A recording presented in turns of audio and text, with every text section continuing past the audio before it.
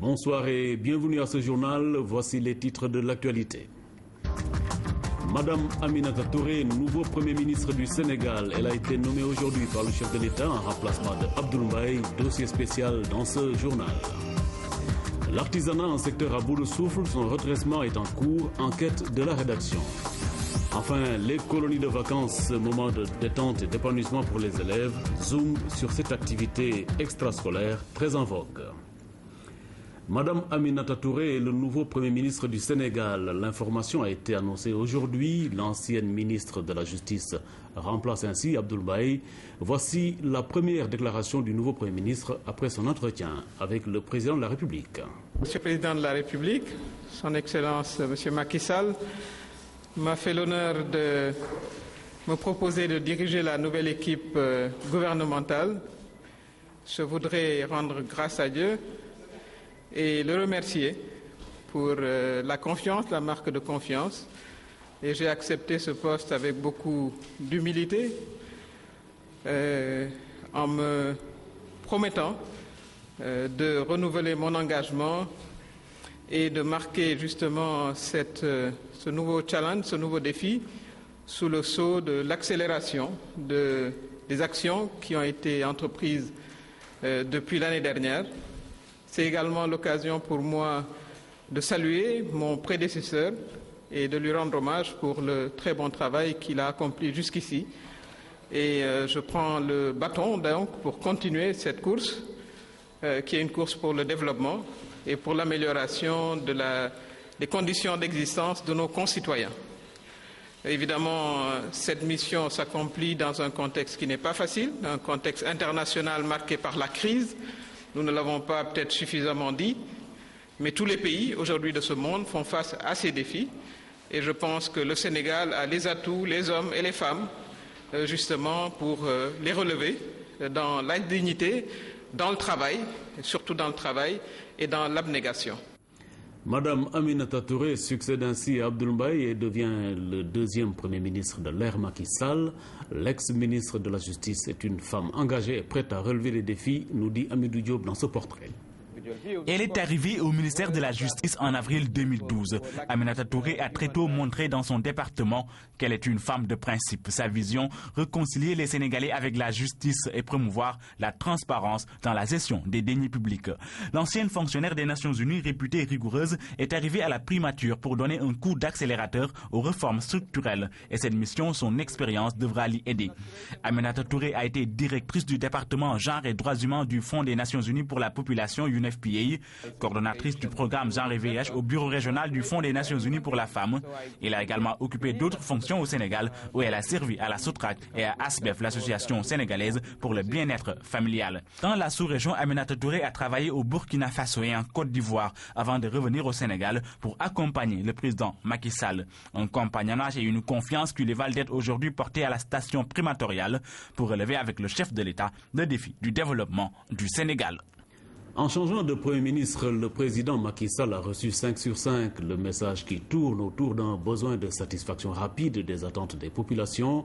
Analyse de Babacar Justin Ndiaye, le politologue était sur le plateau spécial de la RTS cet après-midi. Le remaniement d'aujourd'hui s'apparente pratiquement, il a la valeur d'un électrochoc nécessaire. Pourquoi? Quelque part, le président a reçu 5 sur 5 le message des populations. Le message des populations, c'est un message qui tourne autour des attentes. C'est un message qui tourne autour d'un malaise ambiant. Il faut dire les choses comme elles sont. C'est un message qui tourne autour d'un besoin de satisfaction rapide par rapport effectivement aux promesses électorales, par rapport au programme sur lequel le président a été amplement et magnifiquement élu. Oui. Je vous rappelle que le président Macky Sall a été élu avec un pourcentage quasiment historique, 65%. Alors c'était donc une élection particulièrement remarquable.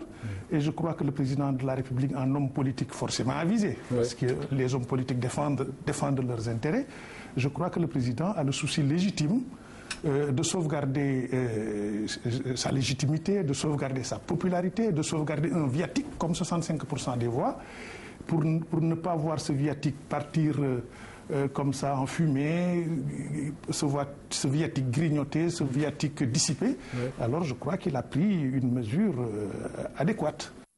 Les changements intervenus pour restructurer l'attelage gouvernemental intègrent les réformes annoncées voulues par le président de la République. Des réformes qui intègrent l'esprit du document de politique économique et sociale, DPES, qui a remplacé le DSP, document stratégique de réduction de la pauvreté.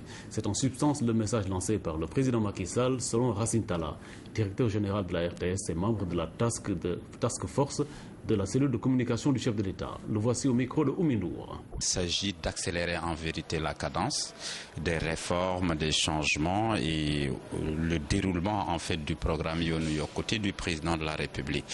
Et comme elle l'a dit, c'est aussi dans un contexte économique difficile, surtout sur le plan international, parce qu'on voit que dans beaucoup de pays, c'est la récession, les pays donateurs, les pays aussi qui impulsaient l'économie mondiale, même si en Afrique, il y a quelques éclaircies, mais vous savez que ça, c'est des paradoxes qui ne durent pas.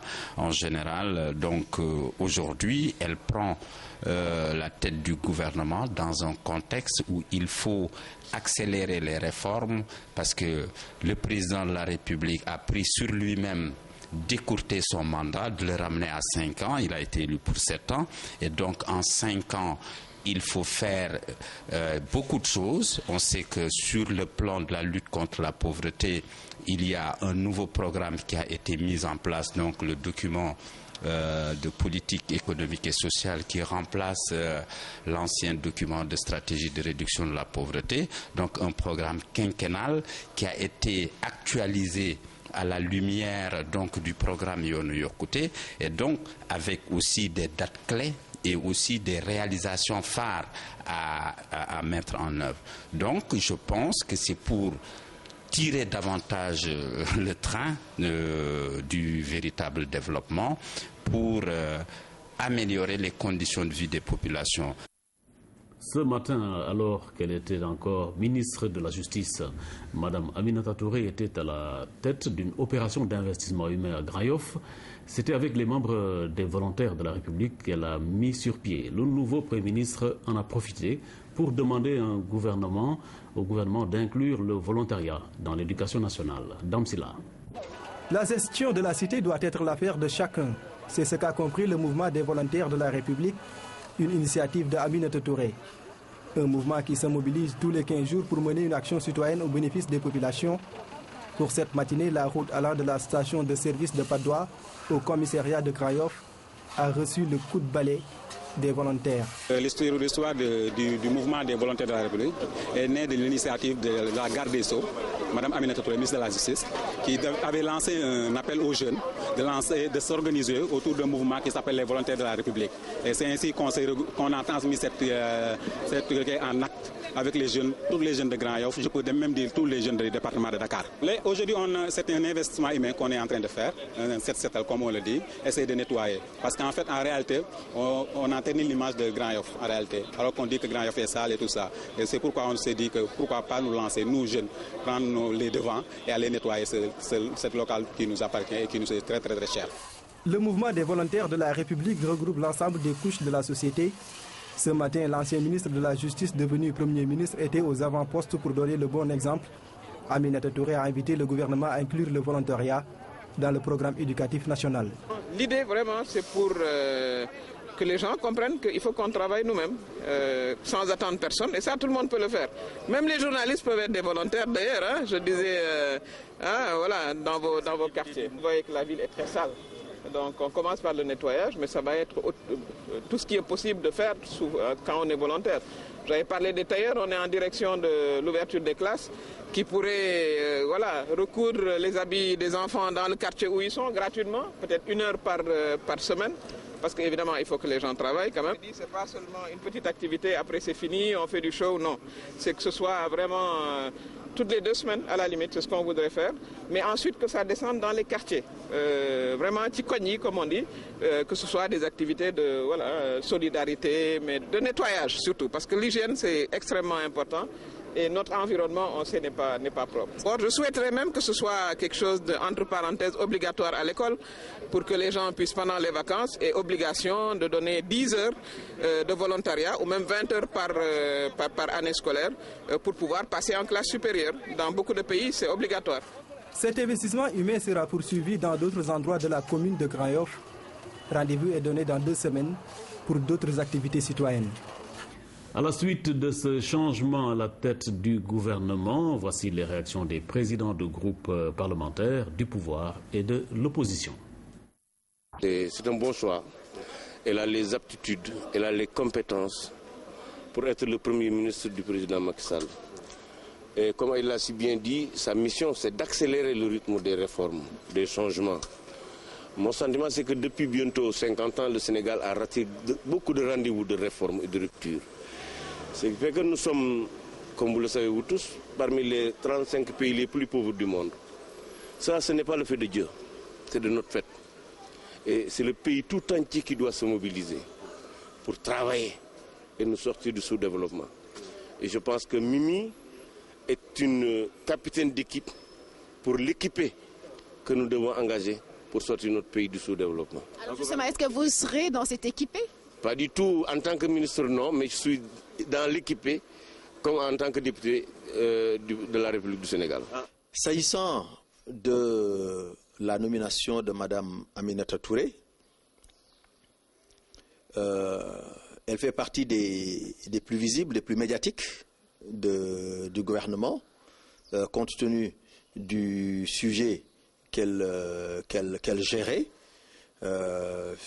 Elle est aussi, peut-être elle a quelque chose que l'ancien n'a pas, elle est politique, malgré les apparences, elle a longtemps milité dans les partis de gauche, et je crois qu'elle a été une militante de première heure de l'Alliance pour la République. Il s'y ajoute que c'est une femme. Bon, maintenant, est-ce qu'elle sera un bon Premier ministre ou pas? Nous l'attendons à l'Assemblée nationale à l'occasion de sa déclaration de politique générale. Après 16 mois passés à la primature, Abdoul Mbaye quitte ses fonctions. Loin de faire un bilan, nous rappelons ici quelques faits marquants de son magistère et quelques péripéties avant son départ annoncé sans cesse dans la presse. Aminata Angélique Manga. Partira pas. Finalement, la nouvelle est tombée en début d'après-midi. Abdoul Mbaye, Premier ministre du Sénégal, vient d'être remercié par le président de la République Macky Sall. Le 3 avril 2012, Abdoul Mbaye venait d'être nommé à la tête du gouvernement. La rupture annoncée par le programme Yoonu Yokkute se traduit dans les options budgétaires 2013. 200 milliards pour le secteur primaire, soit une hausse de 47% par rapport à 2012. Plus de 105 milliards mobilisés pour accélérer les projets liés à l'énergie, au moment où des investissements dans les secteurs de la santé, de l'éducation, de l'assainissement, de la protection sociale engloutissent près de 400 milliards CFA.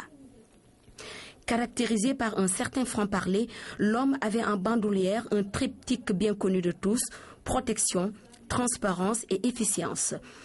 A-t-il été assez transparent et efficient lui-même pour se protéger suffisamment? La question demeure. Toujours est-il que ce diplômé de l'UCAD, de la Sorbonne, des écoles des hautes études commerciales de Paris s'est résolument battu pour asseoir un État transparent. Transparence sans laquelle il n'aurait jamais eu l'audace de miser sur un taux de croissance de 3,9%, porté en partie par la modernisation de l'agriculture et certains dividendes. Aujourd'hui remercié, sa plus-value de banquier hors pair en atteste ses passages comme directeur général à la BHS, BST et à Attijari Bank, entre autres, ne lui ont pas beaucoup servi en politique. Rattrapé par le passé avec ce feuilleton politico-judiciaire affaire Hissène Habré, contesté politiquement, la double candidature du Sénégal au Comité international olympique laissait pressentir un dernier sprint. Après moult faux départs pour des raisons connues ou inconnues, supposées ou vraies, la ligne d'arrivée a été franchie. Résultat des courses, Aminata Touré est le nouveau Premier ministre du Sénégal. Autre facette de la vie nationale, suite de la visite du chef de l'État en Namibie, le président de la République s'est rendu dans une usine de montage de véhicules de combat armés de lance-roquettes. C'est pour s'inspirer du modèle namibien et développer une coopération militaire avec cette jeune nation, mais qui dispose d'une force de frappe militaire impressionnante. La Namibie dispose également d'une compagnie de fabrication d'appareils de transmission militaire. Envoyé spécial Pape Biram Biguenyaï. Une jeune nation qui dispose d'une force de frappe militaire à domicile, du matériel de guerre made in Namibie. C'est la trouvaille de l'État namibien depuis 1998. Des véhicules de combat blindés armés de lance-roquettes avec 20 canons, des types d'engins hyper sophistiqués d'une puissance de 6 cylindres en diesel turbo. En zone de combat, le véhicule peut rouler jusqu'à 120 km/h avec un poids de 12 000 kg. Munitions et combattants à bord. Il peut aussi franchir toutes sortes d'obstacles et traverser des montagnes. Avec un tel arsenal, la Namibie dispose d'un potentiel militaire qui force le respect et s'ouvre les portes d'un marché économiquement rentable. Nous avons mis au total 3 mois à le fabriquer. Après cela, chaque jour, un modèle quittait l'unité de production. Cela peut coûter aux alentours de $300 000, environ 150 millions de francs CFA. Cela fait 10 ans que ces véhicules sont utilisés sur le théâtre des opérations. Est-ce que c'est seulement destiné à la Namibie? Non, pas seulement pour la Namibie. Ils servent dans des missions des Nations Unies, notamment en Irak. À côté de l'usine de montage de véhicules blindés de combat, il y a cette compagnie de fabrication d'appareils de transmission. Entre téléphone satellite et GPS, le mode de transmission des soldats qui disposent de ce genre de matériel couvre une surface de 300 km à partir de la base de commandement. Le matériel est relié à un réseau central grâce à un module électronique qui peut transmettre les données à l'autorité de défense pour un suivi en direct des opérations de terrain. La liaison est reliée à une connexion Internet qui attaque directement le satellite. SATCOM is very unique because we have designed a military radio in Africa. SATCOM est unique à son genre, en ce sens que nous faisons partie des rares à produire des radios sur le continent. Certes, l'Afrique du Sud en fabrique. Notre atout, c'est le système wireless. Il couvre les bandes HF et UHF. Elles sont rares, les radios à disposer de cette qualité non négligeable pour l'armée de terre, qui jusque-là ne dispose que du GPS et du système réseau.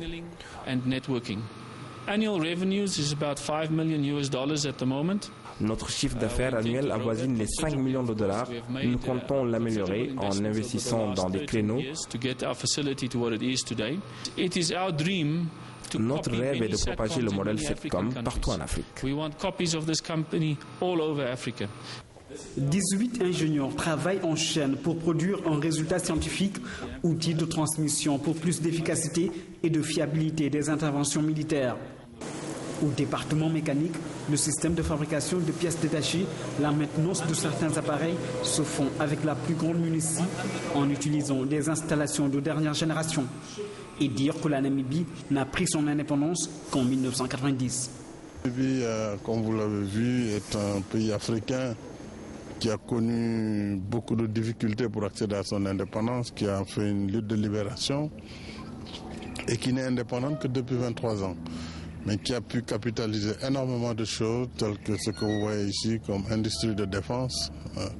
Elle produit elle-même ses engins, qui sont des engins blindés, transport de troupes, ainsi que d'autres instruments sur les télécommunications et les transmissions. La discipline militaire se mêle à une discipline nationale et collective. Le secret du développement rapide de la Namibie n'est pas étranger au style de vie des Namibiens, dans un respect strict des règles de la société. Windhoek, la capitale, n'est que la face visible de l'iceberg. Une ville propre, des citoyens modèles, l'esprit civique, une véritable règle d'or. Peuple extrêmement discipliné, un pays extrêmement propre. Vous avez vu la ville de Windhoek, tout comme Walvis Bay, partout où vous êtes allé. Il y a une autodiscipline d'abord au niveau de chaque citoyen et au niveau collectif. Les gens sont respectueux de l'environnement, ils sont respectueux de la propreté de la ville et de leur cadre de vie. Alors tout ça fait que nous avons aussi des choses à apporter à la Namibie, notamment dans le domaine des ressources humaines, de la formation, mais nous avons beaucoup de choses aussi à apprendre d'eux et donc apprendre ici. Tous les pays qui ont pu se développer l'ont fait dans la plus grande discipline, en respectant le travail et l'esprit de citoyenneté et de patriotisme. Une hygiène de vie dans un espace sain pour accroître les performances de croissance. Et quand la nuit tombe sur Windhoek, c'est qu'à 22 heures déjà, chaque Namibien est rentré chez soi avec le sentiment du devoir bien accompli, celui du travail. La couverture maladie universelle, une journée de partage sur ce programme s'est tenue à Diokoul. Il est organisé par les membres du SICODEF Afrique. Reportage à Bassou. Les difficultés d'accès aux soins de santé de qualité se posent avec acuité au Sénégal. Seuls 20% de la population ont accès à des soins de santé adéquats. Il faut alors des actions concertées pour perfuser le système sanitaire du Sénégal. Et cela a fait que l'hôpital s'est retrouvé dans une position où il était obligé de chercher des revenus pour faire des investissements parce que la réforme hospitalière le lui demandait.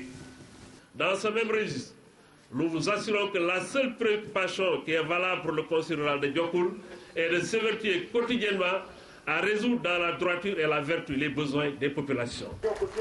La matérialisation du plan national de développement sanitaire et social passe par la sensibilisation des populations, sensibilisation à travers la couverture médicale universelle.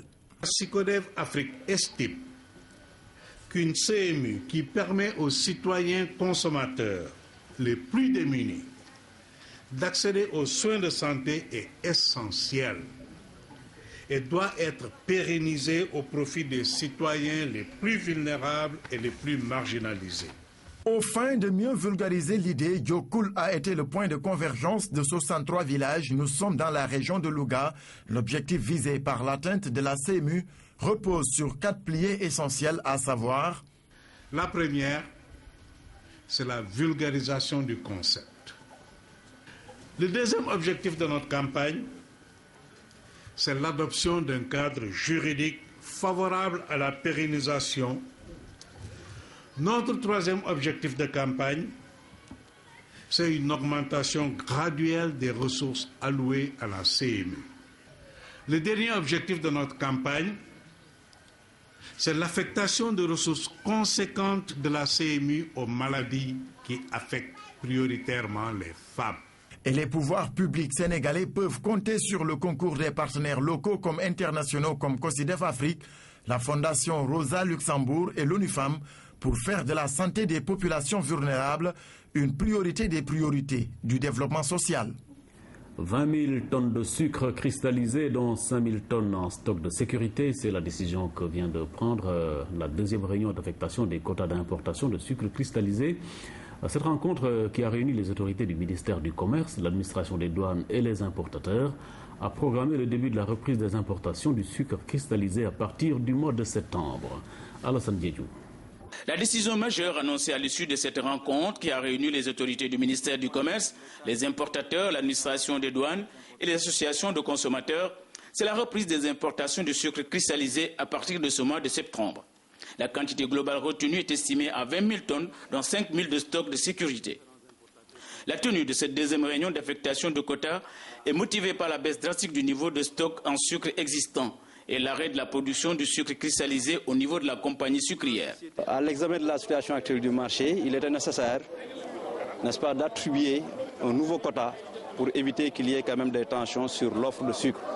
Pour éviter une éventuelle rupture, il fallait anticiper en évitant de retomber dans les travers qui ont été à l'origine des manquements qui ont généré une suroffre en sucre cristallisé sur le marché.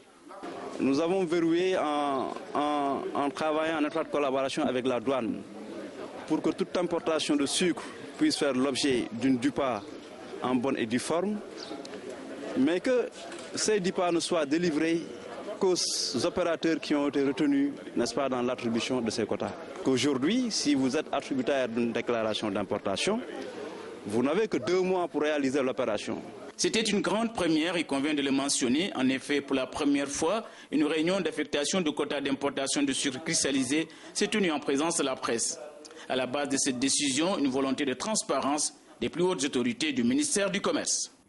L'artisanat, un secteur à forte valeur ajoutée, a fait les beaux jours de l'économie sénégalaise. Aujourd'hui, le secteur bat de l'aile. Pendambo revient sur les difficultés et les solutions proposées. La modernisation de l'artisanat. Tout est parti du constat de l'autorité suprême. Le président Macky Sall, à l'occasion du Conseil des ministres décentralisé à Tambacounda le 25 avril 2013. Une région où plus de 80% de la population active travaille dans le secteur de l'artisanat. Conscient de cette importance numérique dans une seule région du Sénégal, le chef de l'État a donc décidé de doter de moyens conséquents pour sa relance. Cette volonté sera renforcée par une politique hardie à même de faire de l'artisanat un secteur émergent de l'économie sénégalaise. Aujourd'hui, nous, on entend Macky Sall. Et on sait que si Macky Sall veille sur l'artisanat, il ne va pas regretter ça parce que ça va faire de l'emploi, beaucoup d'emplois même. Le président Macky Sall, il faut qu'on le supporte, mais il faut qu'il nous regarde aussi. On a besoin de lui, on n'a pas encore les moyens qu'il nous reçoit. Récemment, il a émis l'idée de développer l'artisanat avec tous les acteurs. Comment vous l'appréciez cela? On l'apprécie beaucoup. On est très content sur ça. Et on veut, quand il prend ça, quand on travaille sur le domaine de l'artisanat, il faut qu'on amène les acteurs, les principaux responsables, les artisans, pas des commerçants, des artisans qui connaissent l'art. L'appel du président de la République vient à son heure, parce que dans notre métier, nous rencontrons beaucoup de difficultés. Et depuis le temps d'Abdou Diouf, le temps d'Abdoulaye Wade, l'artisanat n'a pas reçu l'accompagnement qu'il faut pour véritablement booster notre économie, pour que les acteurs puissent véritablement développer les pays.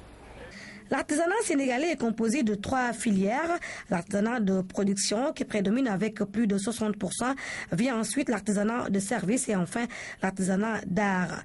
Un secteur qui emploie 380 000 personnes environ et participe à hauteur de 12% du PIB national. Cependant, il est confronté à des contraintes certaines. Dans tout métier, il y a des difficultés. Dans le cadre de la promotion, l'appel que le chef de la Macky Sall a fait, un service, une tapisserie, vraiment ça nous arrange extrêmement bien. L'écoulement de nos produits. Avec la baisse du tourisme, vous savez, nous, ce qu'on fait, nos potentiels clients sont des touristes. Bien que les locaux commencent à venir voir ce qu'on fait ici au village, alors donc c'est ce qui a un petit peu diminué. Selon vous, qu'est-ce qui a fait que maintenant ça ne marche plus? Bon, d'abord, le village artisanal est beaucoup pénalisé par son enclavement. Avant, on était fiers d'être un artisan, mais maintenant, c'est la pauvreté.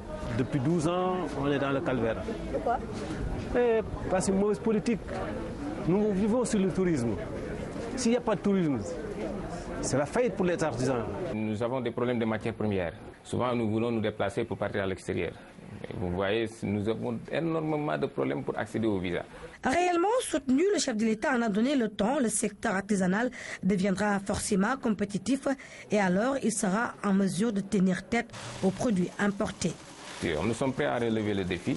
Nous avons la compétence de pouvoir compétir avec le marché international. J'ai une grande impression parce que je vois tous les produits depuis une semaine. Je pouvais dire que la qualité des produits et des artisans est à un niveau international meilleur encore que la France et l'Italie, vraiment. Je faisais presque chaque année 12 voyages en Tunisie. Mais nos produits, les Tunisiens n'entendaient pas. Ils l'achetaient comme des petits pains. Alors, c'est le moment de redonner vie à ce pôle économique déclaré agonisant par les acteurs, de passer aux actes concrets, tout simplement opérer une rupture dans l'action et dans la mise en œuvre de toute feuille de route pour la relance du secteur. Le président de la République a posé un acte très très fort dans ce sens, en lançant un appel auprès de tous les services de l'État et auprès des services privés pour leur demander d'acquérir des tapisseries. Ce jour-là, il a lancé le slogan « Un service, une tapisserie ». Je pense que c'est une alerte, c'est une invite qui permet à la maison, à l'établissement, de réaliser d'excellentes performances commerciales. Pour développer le secteur, il nous faut des infrastructures de nouvelle génération. C'est pourquoi dès que j'ai pris service, j'ai donc redémarré donc ce projet que j'ai appelé donc le Centre national de promotion et d'exposition des produits artisanaux que nous devons donc installer à Diamniadio. Et aujourd'hui, le président a donné donc un signal fort pour qu'on ait au moins des répondants dans chaque département. Cette volonté politique a été bien cernée par le président de la République. Et nous osons espérer que cette volonté politique sera traduite en actes stratégiques pour les besoins, n'est-ce pas, des artisans, parce que c'est le seul secteur pourvoyeur d'emploi. L'artisanat, reflet de notre culture, composante importante de notre économie, viendra à coup sûr densifier la chaîne des PME du pays, socle de tout développement. Les consultations commencent déjà à la primature où des ministrables commencent à défiler. Tout de suite, nous retrouvons Oumindour. Oumindour, bonsoir. Bonsoir, à 20h passées de quelques minutes, les choses bougent vraiment ici au building administratif. Ça a démarré à 18h32 exactement lorsque Aminata Touré, tout nouveau Premier ministre du Sénégal, est arrivé. Il était suivi quelques minutes après par Benoît Sambou qui, dans l'équipe sortante, occupait le portefeuille de la jeunesse. Il y a eu ensuite Mariama Touré qui occupait le portefeuille de la famille et Mankeur Ndiaye qui était aux affaires étrangères. Alors la sensation de la soirée, c'est le docteur Pape Abdoulaye Seck qui est actuellement le directeur général du Centre africain de recherche sur le riz. Je vous laisse l'écouter. Sera-t-il dans le nouveau gouvernement ou pas? Nous l'écoutons. Madame le Premier ministre fera des propositions au président de la République et le président de la République décidera. Alors vous allez prendre le département de l'agriculture donc? Je ne sais pas. joxe naa sama kaddu ni waaw. Voilà donc ce qu'on pouvait retenir de ces consultations qui se poursuivent ici au building administratif. À part le docteur Pape Abdoulaye Seck, les 3 ministres qui sont là faisaient partie de l'ancienne équipe, donc l'équipe sortante de Abdoul Mbaye. Alors seront-ils membres du nouveau gouvernement dirigé par Aminata Touré? Si oui, à quel poste? Réponse dans quelques heures. Merci Oumindour. Actualité à suivre. Ce remaniement ministériel est diversement apprécié par les Sénégalais. Voici leur réaction dans ce micro-trottoir réalisé par Salif Seck. Oui, je trouve que c'est une bonne chose. Un changement est toujours bon. J'espère qu'avec aujourd'hui, avec la conjoncture, que je pense que ça va changer. Oui, on a bon espoir. C'est une battante. Je pense que ça va aller. Ça va aller. Et le président Macky Sall est là, donc il n'y a pas de problème. Il n'y a pas de raison que ça n'aille pas. Ça va aller, Inch'Allah. Sa nomination, je vois que c'est une bonne chose. Vraiment. Parce que c'est une dame de fer, comme on l'appelle. Elle travaille bien au ministère de la Justice. Bon, vu ce qu'elle a fait sur la traque des biens mal acquis. Enfin, je suis très ému. Alors là, mon souhait le plus absolu, j'aurais souhaité pour qu'il se mette à l'œuvre au travail. Parce que l'État, si tu vois un État à avancer, c'est parce que les dirigeants sont d'abord, ils ont un principe.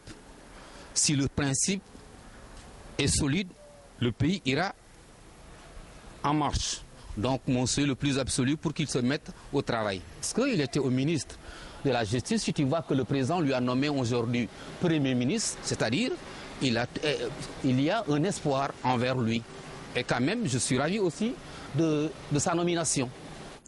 L'actualité de la religion nous amène à l'étranger. La Scala Santa ou Saint-Escalier a été un lieu de passage chargé d'histoire pour les pèlerins de la foi. Il est situé près de la basilique Saint-Jean de Latran à Rome, envoyé spécial dans la capitale italienne, François Seck. Composé de 28 marches, la présence de l'escalier saint à Rome revêt un aspect de dévotion et de pénitence. Cette précieuse relique de la Passion serait celle gravie par Jésus-Christ lors de son jugement par Ponce Pilate. La mère de l'empereur Constantin de Jérusalem porta à Rome les 7 escaliers. On monte en genoux l'escalier sainte, connaissant l'importance de la passion de Jésus. C'est une des monuments de Rome où les visiteurs viennent en visite volontaire. L'escalier saint, un signe concret pour la religiosité populaire. Grâce à l'exercice pénitentiel qu'on y pratique, la mémoire de la passion du Christ prend tout son sens. Une reconversion pour le salut universel. Parce que Jésus monta cet escalier, le moment que venir juger par Ponce Pilate. Auparavant, les pèlerins de la foi se sont rendus au lieu de sépulture souterraine appelé catacombes. Ici, on compte une 60aine de catacombes abritant des milliers de tombes réparties sur plusieurs mètres. Toujours des nouvelles des pèlerins sur l'étape de Rome. Après Paris, les pèlerins sénégalais ont passé 4 jours à Rome. Des messes ont été dites, des sites ont été visités. Entre découverte et spiritualité, les pèlerins se prononcent sur l'étape de Rome. François Sec. Ce que nous avons vu, ce que nous avons constaté, ce que nous avons touché, ce que nous avons vécu, c'est le milieu de notre pèlerinage. Parce que la basilique de Saint-Pierre, la basilique de Saint-Paul, la basilique de Marie-Majeure et la basilique de Lucie que nous avons visitée nous ont renforcés, nous ont donné la force de pouvoir continuer notre pèlerinage. J'ai hâte d'atterrir en terre sainte pour fouler la terre que Jésus, mon sauveur, a connue, a vécu, a touché, là où le Christ a sillonné pour dire, pour donner le salut de l'humanité. Pendant cette étape de Rome, on a eu à visiter la basilique de Saint-Paul, Saint-Pierre, 2 impressionnants personnages qui ont eu à faire vivre la vie de l'Église. Et puis l'escalier sainte qui m'a le plus marqué dans cette étape. L'escalier où Jésus a rejoint Pilate et sur laquelle on est monté en rampant. Donc c'est une étape qui m'a énormément marqué pendant cette étape de Rome. Jusqu'à présent, Françoise, ça se passe très bien. Très bien, sauf qu'il y a un petit regret qui pouvait passer. L'audience avec le pape qui devrait avoir lieu ce matin n'a pas eu lieu. On ne l'a pas vu, le pape. Bon, écoute, il y a plusieurs étapes encore beaucoup plus importantes, surtout l'étape d'Israël où nous devons suivre les pas du Christ. J'étais frappé par la foi qui a animé les premiers chrétiens. On a vu des édifices grandioses qui dépassent même l'imagination. Et pour moi, c'est une preuve de foi que ces gens, ces précurseurs ont eu. Et qu'aujourd'hui, nous, pèlerins de la foi, on devrait s'inspirer. En fait, on vient ici carrément pour se ressourcer, pour renforcer notre foi. Et puis là, c'est vraiment super. Moi, là, ce que j'ai appris, c'est vraiment un don de Dieu, je vais dire. C'est la première fois et sincèrement, je ferai tout pour revenir. À présent, le tour d'horizon de l'actualité. Nous nous rendons au Burundi, au Congo, en Tunisie et en Afrique du Sud. En Afrique du Sud, où Nelson Mandela est sorti de l'hôpital ce dimanche. Nelson Mandela est sorti de l'hôpital dimanche. Cette fois, c'est officiel. La présidence sud-africaine a mis fin au suspense. Des journaux avaient affirmé dès samedi que l'ancien président était rentré chez lui à Johannesburg. L'état de santé de Nelson Mandela reste toutefois critique et parfois instable, selon le communiqué de presse. Madiba était hospitalisé depuis près de 3 mois pour une nouvelle récidive d'une infection pulmonaire. Tension au Burundi. L'un des principaux leaders de l'opposition a été empêché de se rendre auprès de ses militants dans une province de l'Ouest. La police a bloqué le véhicule d'Alexis Sinduhije, récemment rentré d'exil. Ses partisans et des jeunes militants du parti au pouvoir se sont affrontés. Des journalistes ont également été brutalisés. Alexis Sinduhije appelle à résister. On ne peut pas agir sans aller sur le terrain, sans aller voir ce qui se passe avec les populations. Et je pense que le gouvernement burundais considère ça comme une menace pour les élections de 2015. Et je pense qu'il est temps aujourd'hui au Burundi que le peuple burundais se lève comme un seul homme pour exiger sa dignité. À Goma, l'ONU rend hommage à l'officier tanzanien tué lors des affrontements avec le M23 mercredi dans l'est de la République démocratique du Congo. Les rebelles se sont retirés de la ligne de front et ont déclaré un cessez-le-feu unilatéral. Samedi, ils ont accusé l'armée congolaise d'avoir repris les combats, une version démentie par l'armée qui dit avoir répondu à une attaque.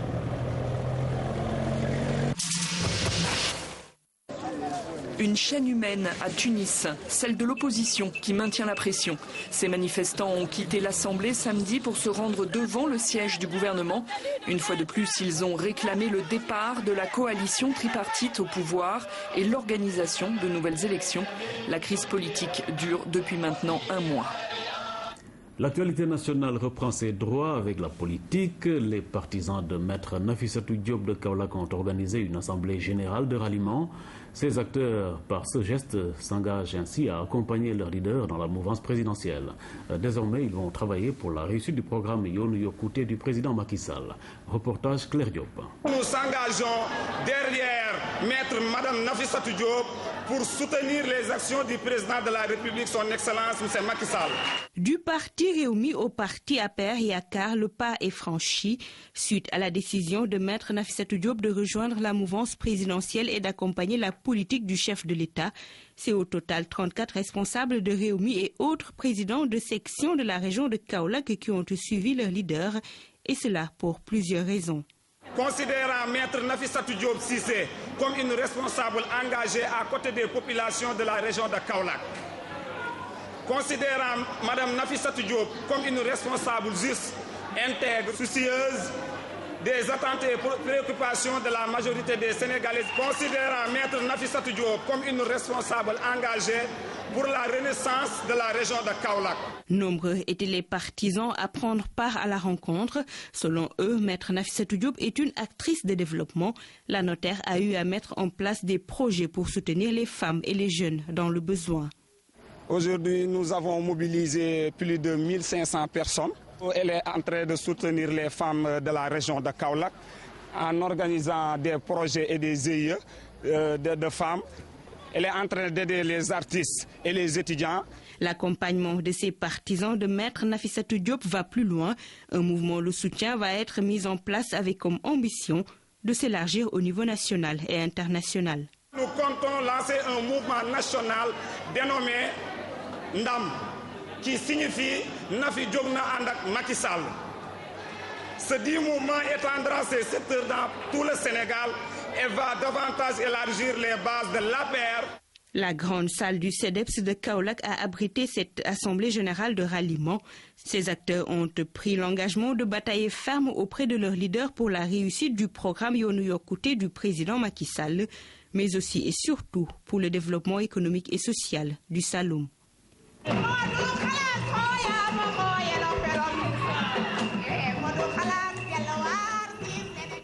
Après une année scolaire bien remplie, place maintenant aux vacances, moment de détente et de loisirs. Les différentes structures organisent des colonies de vacances pour les enfants. Les colonies permettent en effet à ces derniers de s'épanouir, mais également elle est une passerelle entre l'école et la famille. Kaltom Gueye. Cadre pour allier l'utile à l'agréable, voilà comment on pourrait définir une colonie de vacances.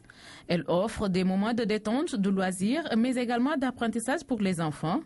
Un thème général est choisi chaque année par l'État. Il y a eu un thème qui nous demande d'éduquer l'enfant sur les notions d'éducation civique.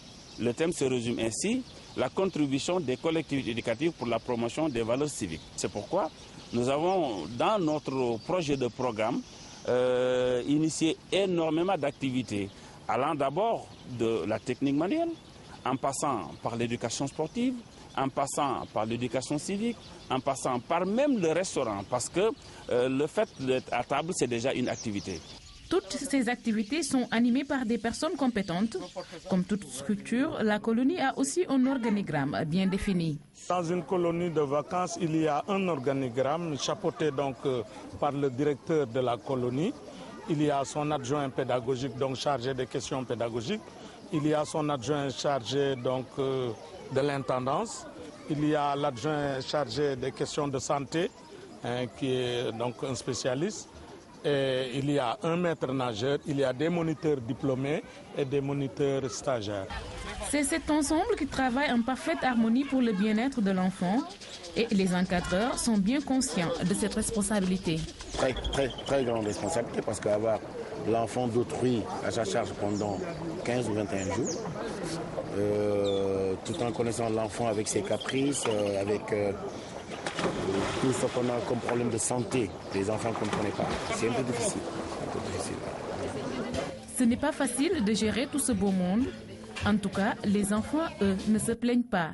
Les activités qu'on leur propose sont à leur goût. La colonie est très agréable. Il y a beaucoup d'activités, on s'amuse bien. Il y a